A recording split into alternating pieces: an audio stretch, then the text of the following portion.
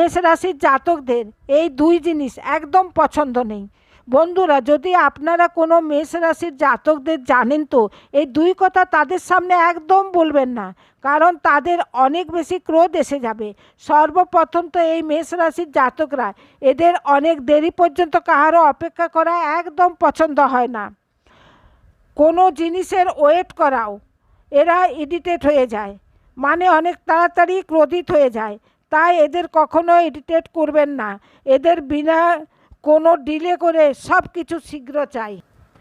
দ্বিতীয় নম্বর হচ্ছে, এবার যদি কোনো দিন আপনাদের একে ক্রোধিত করার হয় না, তাহলে আপনারা এদের কথাকে কখনো কারেক্ট করবেন না।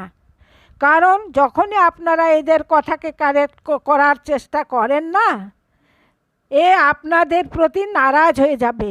যদি আপনারা মেষ রাশি হন তাহলে কমেন্ট করে বলতে ভুলবেন না আপনাদেরও কি এমনটি হয়। ধন্যবাদ।